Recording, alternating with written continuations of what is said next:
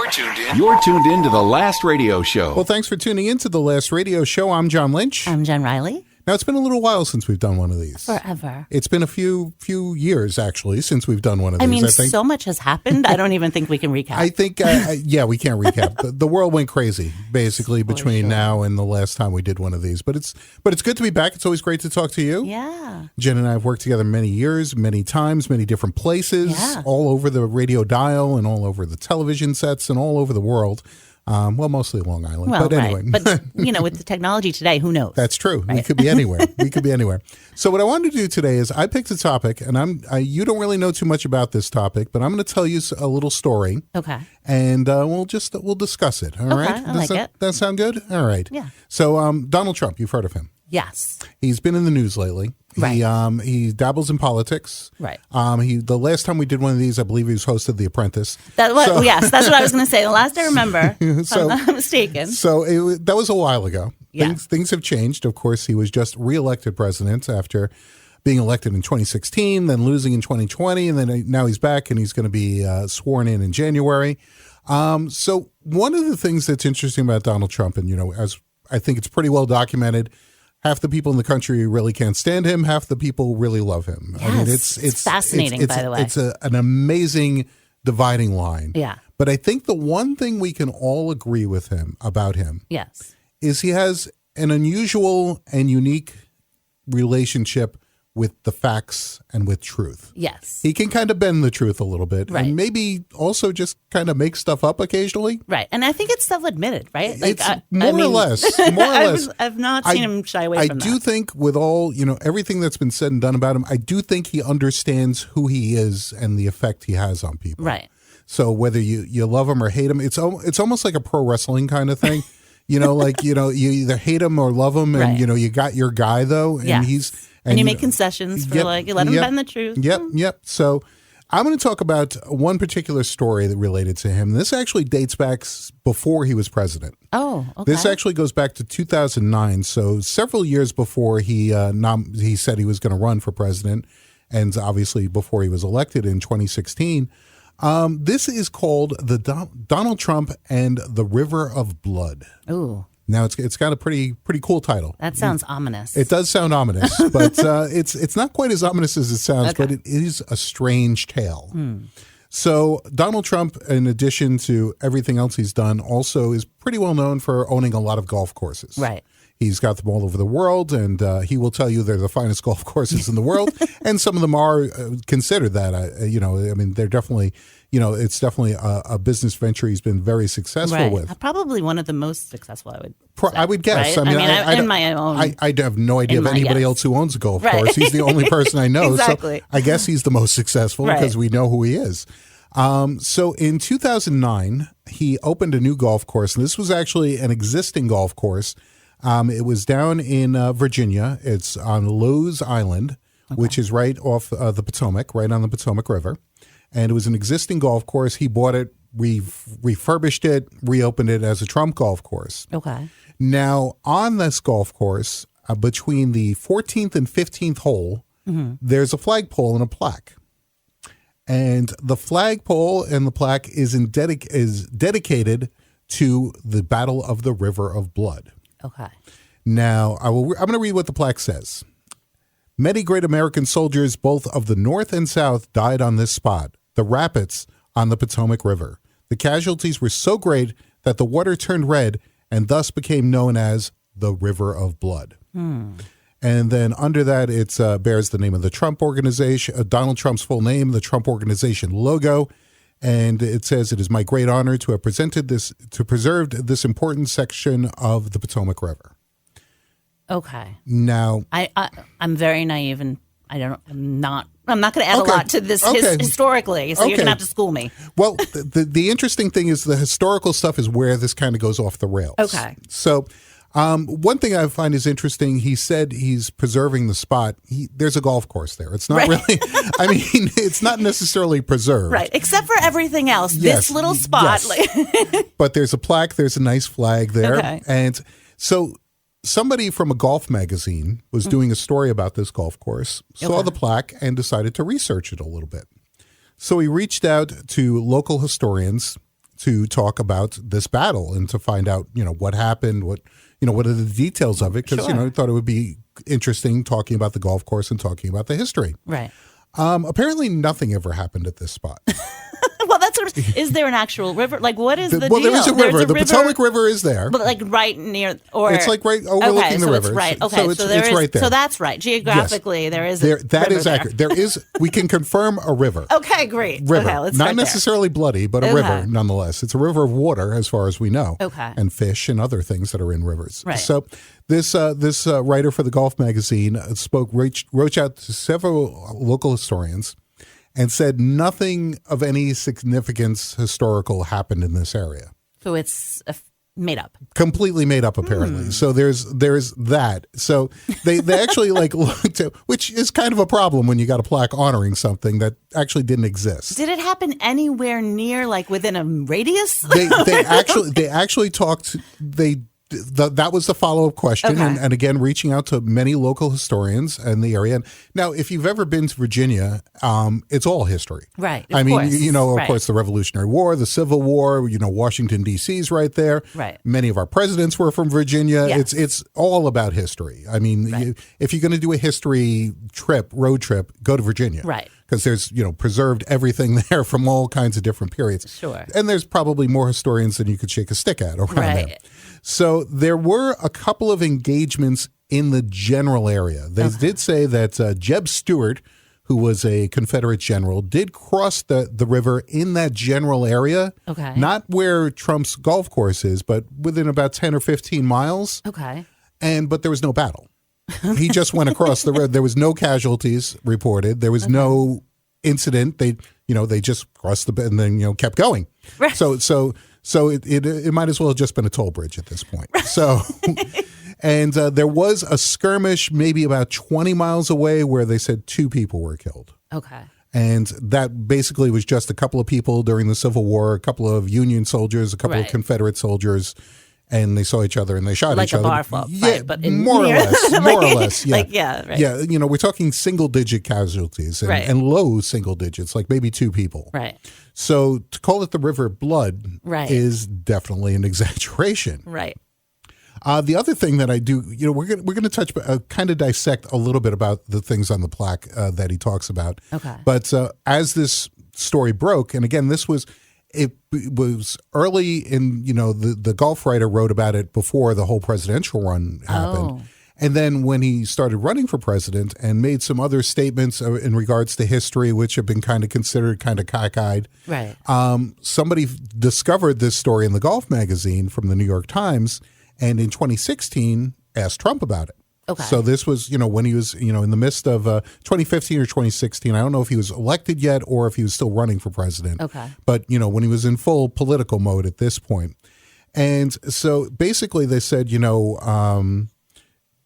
what's the deal? Right, What's this about? Where'd you get this info? So Trump's response was, and I'm quoting here, this was a prime site for river crossings. So if people are crossing the river and you happen to be in a civil war, I would say people were shot, a lot of them.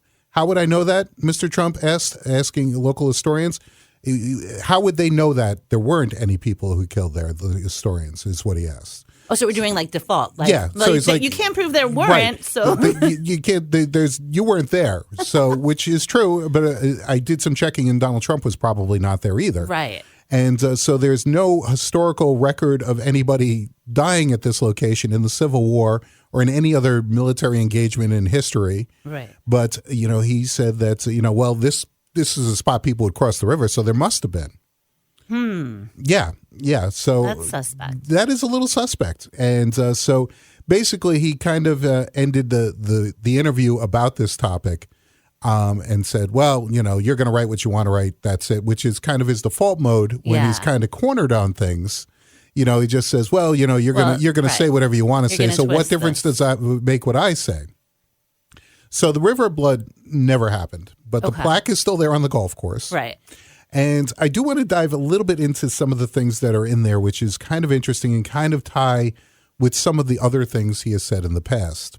By the way, I would like to learn how to do that. Like when someone approaches me like to say, oh, that's not true. Like I would like to learn how. I have no idea. Like I no poker face. No, it's like, I'll just tell you what I will confess every second. This is like a skill that I have no idea. Yeah. Like you're like able to turn it around. Well, it goes back to the very famous quote he said when he was first running for president the first time, is that he could shoot somebody on Fifth Avenue and wouldn't lose any voters. Right. And I do think you could dissect that a little bit and think about it. Well, there's some truth to that because there's been a lot of stuff, negative things about him, indictments and allegations of sexual assaults. And he's been had all kinds of problems when he was president. He was, censured and all this kind of stuff, impeached twice. And, here he is back again in the presidency. Right. I do think that, and that's kind of why I wanted to circle around to this one, because it's a small story. Sure. It's a big deal. There's a plaque on a golf course. Right. What does that mean in the big thing? But what's amazing about him and why I think he can get away with this stuff is that he continues, the next thing is going to dwarf this thing. Oh, right. So you think he's just like Trump? Yeah, it's trumping himself, right? He's perfectly named. Right. Because he trumps himself because you kind of forget about the craziness of the last thing because the next thing's going to be a little wacky. Right. And he's had that pattern throughout, especially in the time in his political career. Even before that, he was quite, the first I think a lot of people knew of Donald Trump was in the 80s. And of course, he was very famous for real estate, and he owned the USFL football team, the Jersey Generals. Okay. That was kind of where he first became like a celebrity. Right. And there's a wonderful documentary of the history of the USFL, which was, a startup football league that was competing against the NFL, and they were trying to, do their own thing, kind of. And he bought into the New Jersey team, and basically he kind of shystered all the other owners and made some money on it, and the league kind of defaulted. Oh. There's a great documentary that ESPN did years before he was even president, so you can't even say it's a political thing. Right. Kind of like saying how he kind of almost single-handedly destroyed this entity. Really? For his own benefit. Yeah. Maybe we'll do a show on the USFL at one point. Because that is just a fascinating. I've never heard of that story. Yeah, and again, that was really where he first became known, I think, to a lot of people. Right. Because he owned this football team, and he was kind of like, George Steinbrenner was famously for being a very vocal owner when he owned the Yankees, yes, Donald Trump was kind of like a George Steinbrenner-esque owner. He was always talking to the press, and very out there, and very talking about his coaches and stuff like that. So that's kind of where he really first got his mainstream exposure in media. Before that he was just a real estate guy. Right. And he had a lot of money and was successful, and then of course he opened the casinos in Atlantic City, and he really made the name. The marketing of that name, right? And I feel like that is in and of itself, right? Took off, there's Trump Steaks. Right. There was like he's Trump the first board person game. I remember that it was like Trump this, right. And then everything else just kind of in very big gold letters. Yeah, it was just like this is Trump Tower, kind of thing. But getting back to the River of Blood, and, the somewhat historically inaccurate River of Bloods, and by somewhat completely inaccurate.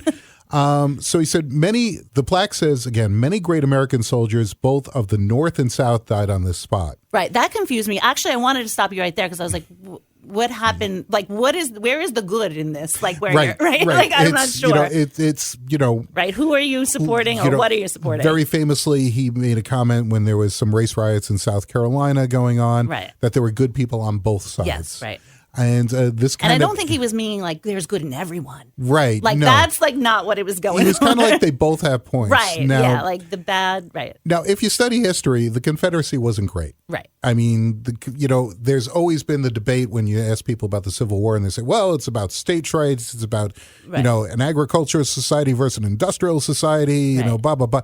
It was about slavery. Right. And at the end, they just didn't want to give the slavery up, which, was bad. Which was bad. They were enslaving people, which, not good. So no good in that. No good in that. Right. So, I'm sure the regular foot soldiers, I'm sure there was probably some decent folk in there, but still, Yeah. So what are you actually saying when you're saying right? this? Exactly. Again, it's a But that's what his genius is, because he could always say, "Well, I meant like everyone has good." Like right. There's an ambiguous. I can't say that word right now. Ambiguous. Yeah, ambiguous. Like yeah. kind of connotation to what he says, which right.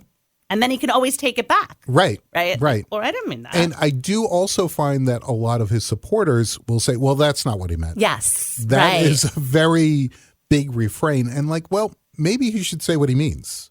Right. But if you say what you mean, then you have to be accurate and kind of right and then stand behind it. There's like a whole bunch of things that go with that. But he gets himself the out, because it is amazing. And again, that's like something that you just can't learn. I don't know how it's. And, obviously, we've seen, in this election that, there were people up and down who never thought in a million years he would be back. I mean, I was one of them. I mean, I thought so too. I mean, it's definitely, I'm not saying, I'm not yeah. booing anyone. I'm just saying I was shocked. Yeah, I think a lot of people were. It was definitely, and and he won relatively easy too, which is amazing. Right. I mean, but when you think about like all the baggage, again, there's multiple criminal trials that he's gone through. Right. And it just seems to make him stronger in a weird way, and more, galvanizes his supporters. But what's interesting is like, okay, there's this percentage, whatever that percentage might be, who's always going to support him. Right. And there's this percentage, whatever that might be, who's always going to not support him, be against him. Right. There's that gray area of that, whether it's 10 or 20%, whatever it is, that could go either way, the undecided, the independent voters. And it's surprising how much of them go towards him and have gone towards him in this election. Right. Yeah, it really is. And I'm an independent personally, so I can understand that mindset of let's just dive in and see what the person says and not have to go along party lines. But at the same time, what are they saying? What is he saying? I can't put my finger on something that he has said that would just bring everybody to that side, especially in the numbers. Right. I mean, obviously, as they said when in the Bill Clinton campaign, when he first ran for president, it's the economy, stupid. And the economy's been rough. I mean, prices have gone up. So voters tend to look for change. Right. But also, you're changing back to the guy who was president 4 years ago. Right. And, 4 years ago is when the economy started going down. Obviously, a lot of that had to do with COVID and everything else. But yeah, that's not the answer. You know what I think the answer is, though? I have a theory. Okay. And I don't know. I'm going to go way off track, so pull me back. All right. I think it's the Kardashian effect. I think reality TV has just changed everybody's. I think that's pretty astute, actually. Right? I just think reality TV has changed everybody's vantage point to where they may think they know him, something what he did on The Apprentice, maybe take charge, that personality. I think is bigger than maybe because you don't see that. You get a guy that's a senator, you don't know him, he comes up, you don't. You're like, I gotta trust this guy. I don't know, or even her. Kamala Harris, she was vice president for 4 years. How much do you really know? You didn't really know. People didn't feel like they knew her enough, and that was, which is scary also because the television is scripted and it's created to give you this idea of somebody, but it's just a fascinating. I think that I just feel like that has to be the thing that pushed people. And over. it's and to go to the left side of things politically, Bill Clinton, who was not a reality star, but kind of had that vibe of reality TV. Tapped into it, with he had his issues, to be sure. And with the whole Monica Lewinsky affair and stuff like that, it was tabloid TV type stuff. So, and again, I think we know him better than we do.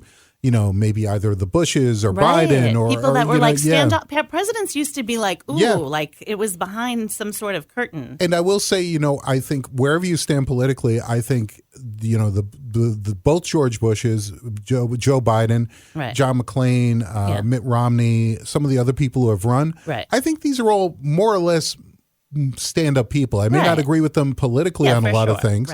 But I would say for the most part, they are decent people, and they are people who have a moral code and are just trying to believe whatever they're saying, and then trying to I mean, I'm a big Barack Obama fan. Sure, absolutely, and I think he was able to convey like what he felt. Yes. I feel like when you spoke to Barack Obama, you saw him listening. Like I actually feel like he was like, okay, and now I'm going to respond. Right. And I feel like that's kind of disappeared. That kind of like, I'm hearing what you're saying and then I'm going to respond honestly. And, you know, I don't know. But so I think, again, back to the reality TV show like thing, like that's kind of like where we've moved to a little bit. I don't want to blame the Kardashians, but I feel like it started with them. I mean, I like them, but it started with them.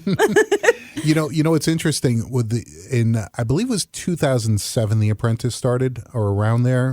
I'm not sure the exact year, but there was a writer's strike in Hollywood. Okay. And so there weren't any new TV shows being produced for the TV series. Okay. So television networks went in heavy on reality TV show. That's when reality TV show really took off, because it technically, even though it is not considered scripted television. Right. So you could get around the writers union, right, because it was a reality show. Right. And that's when The Apprentice was launched. So technically the writer's strike led to The Apprentice, which I think it's pretty clear that if he didn't have that show, I don't think he would have made it to where he is. I don't think so. By the way, I couldn't watch that show because it was too aggressive for me. So that's interesting that like I didn't like it. I didn't like his personality on that show. Like everything about it just like and what's interesting about, and I never really watched the show either, and but obviously we've all seen clips of it. Yeah. The first season or the first couple of seasons, it was regular people. Right. Who were competing to get the job or whatever it was. Interesting idea for sure. Yeah, and they were working in the Trump organization and, getting these assignments and stuff like that.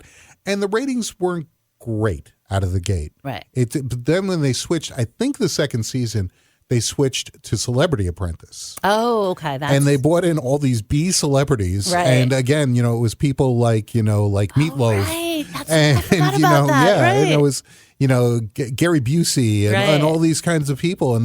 And they were the characters because they were kind of wacky and did all kinds of stuff. And it was like, oh, let's take this person who, you remember from this sitcom in the 80s and have them try and, open a business, and see how that goes, kind of thing. Right. And again, like you felt like, that it's all like remembering or like nostalgic or things, people that you think right? So they put the celebrities on because you know them, and now now you're vested, right? And I think that's what this is created. Like you want to be vested in everything and everyone now, and it's just a wild ride. And Trump connects with voters who live in middle America, right? Some lower income people out there, and they think he's maybe feel disconnected. Maybe they feel disconnected, and certainly they feel disconnected. But they connect with him and think he's one of them, which is astonishing. Yeah, that's actually something that's another like very interesting thing. How he has gotten that kind of like I'm one of you. Type of like I know your pain. Right, I know what you're going through. And. No. And then you see him at McDonald's and you clearly know that he doesn't belong there, and that is not like so he can't even, it's not like it's just this weird kind of, but I do know you. But maybe it's like a kind of a savior thing, like, oh, finally someone is recognizing. I guess that's maybe what it is. But he's someone who grew up with his father was a millionaire when he was born. And one of the things I remember when he said he first started his business, which was just taking over the family business. Right. And he said, he got a small loan from his father of $1 million in like the 70s. Right. Oh, which $1 million in the 70s was like $1 billion today. Right. Oh my. And, that's not a small loan. So basically you could have bought like every house in the Hamptons and then just left for like 30 years. There are financial planners, of course he's had multiple bankruptcies and, had, lots of issues financially up and down kind of thing. And there are economic people, and again, this is way beyond my area of expertise, but they said if he just took his money, whatever he inherited, whatever he was born with, and just like left that in, a 401k, he would be worth like 3 times more than he is now. Oh, really? Yeah. That's, all the investments and stuff like that he did. If you look at it, he's had many failed businesses, and, the whole, the Trump Airlines, Trump Steaks, Trump this, Trump that, none of those things really worked. Right. But they did get his name out there, which is what's most important. For sure. To him. And nobody's remembering the bankruptcies and people are, but they're not really focusing on it. And then you still have that name. Right. And that face, which Right. is very, very recognizable. Yes, on all its shades of orange and all its glory. But, but it all comes back to the River of Blood. And so if you go to the golf course, you can see the plaque. You can see how it's preserved with the plaque. Right. And, you can go. And it's still there. So after this whole controversy. It's still there. Because you doubled down. That's the other thing. He does double down. Poker face. It's he like, doubles down. Yeah, Yeah, what are you going to do about it? You weren't there. Well, even his response, he's like, well, people cross the river here, so something must have happened. Yeah. And you weren't there. And there's no photography or anything. There's no photography, so how do we know? How do they know? And what's interesting is nobody really knows where the story started. Oh, okay. There's kind of like people, like somebody, there's no record of this being a folklore or a local tale or anything before this plaque. Right. So nobody knows the origins of this. So it's just it's just it's not even there's the old timer at the county store said my great grandpappy died in the River of Blood here in 1999 too. Right. And so basically you can take your house, your backyard, and throw something on that might happen. I don't want to brag. I don't want to brag, but my house in Ronkonkoma in the backyard is actually where Benjamin Franklin was flying the kite and hit the lightning. Right. Oh, my goodness. It was a really long string because it was in Philadelphia, but the kite was actually over my house. Right. When and you weren't there, so you can't say it wasn't. Right. And wow. So you get the plaque. Yeah, plaque, a little flagpole. I can preserve my backyard. Right next, just as former and future President Donald Trump did at the River of Blood. Well, this is the idea of the show. We're gonna basically take a kind of a wacky little subject and ramble on about it. It's not always going to be politics. It's not we'll talk about entertainment stuff and pop culture stuff, music stuff, all that kind of cool stuff. Right. But we got to start doing this regular again. Yeah, let's do it. I'm getting my feet wet. I like it. All right, this is pretty good stuff. I think so. We'll do this again real soon. All right. The Last Radio Show. The Last Radio Show.